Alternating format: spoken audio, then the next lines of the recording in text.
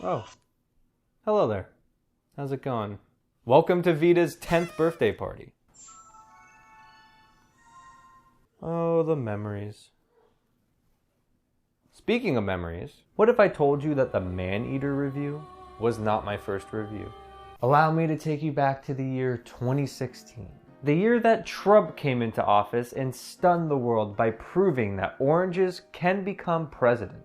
The same year Britain did a Brexit, and Americans still don't know what that really means. And alas, the year Suitin' Tyler went to college. A mere 4 years before he would don the suit, Suitless Tyler released his first video game review to the world, the Final Fantasy XV review. Oh, and it was bad. To avoid total embarrassment from his roommates, Suitless Tyler recorded all his audio in the empty stands of his college campus's soccer field. And the video garnered about just as much attention as any of these videos do. But the poor quality of those videos wouldn't stop him. No, he was what we call stupid and kept going with his next video, Shadow Warrior 2, the review.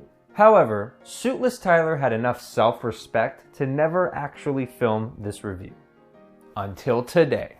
To celebrate the release of Shadow Warrior 3, I finally wanted to make a video on Shadow Warrior 2, just like I intended back in 2016. Using the same script I wrote, completely unedited. I honestly haven't even read through it before filming, so even I don't know what's on there. Whew.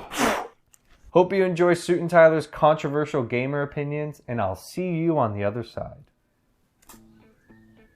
First-person shooters have been making a strong resurgence in the past year. Titles like Doom and Titanfall 2 helped put tight single-player shooter campaigns back on the map, showing everyone else how it's done.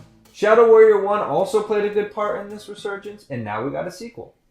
Is that all I had to say about Shadow Warrior 1? Shadow Warrior 2 takes place 5 years after the events of the first game, with Lo Wang returning to save a girl's soul, make some dick jokes, and penetrate his giant sword down some demons' throats. Sorry, that was bad. But the sword penetration is easily the shining star of this game. Shining star? What was that? Gameplay hasn't changed much from Shadow Warrior 1. You'll be dashing from demon to demon, constantly swapping between guns, swords, and chi powers to murder all who stand in your way. It feels like the HD Red Steel 2 sequel I've always wanted. Red Steel 2. There is so much combat variety in this game. You got your stingers, spin slashes, fucking Zelda-style laser sword beams. Fucking Zelda-style laser sword beams? Hacking away at demons can be so much fun. The core gameplay is superb. But then the game layers on top of that a loot-based weapon system that doesn't feel necessary. It adds more weapon variety to the first game, which is appreciated, but the move to a loot-based system with upgrade slots for weapons and damage numbers all over the place means most of the game is being spent through menus slapping on new upgrades for your weapons to watch the numbers rise. Sounds familiar. It breaks you apart from the satisfying action to micromanage damage outputs in menus that don't feel very intuitive.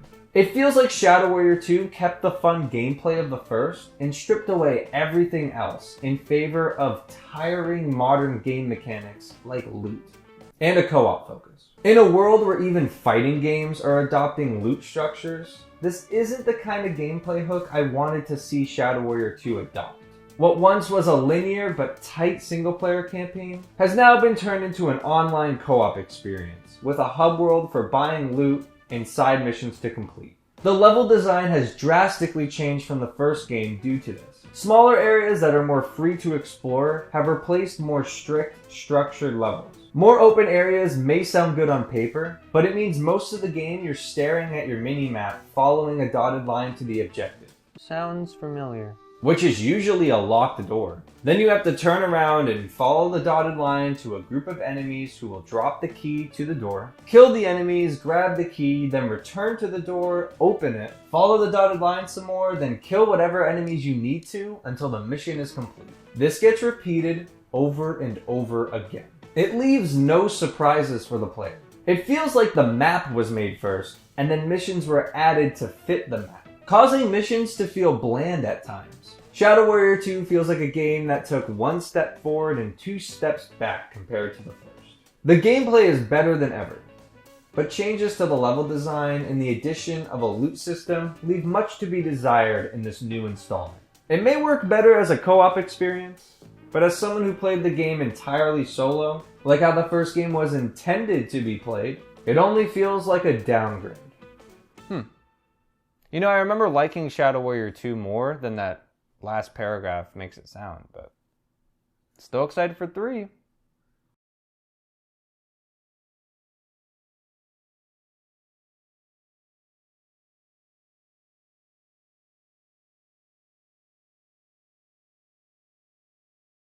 Is it scary that this review sounds like something I'd write today?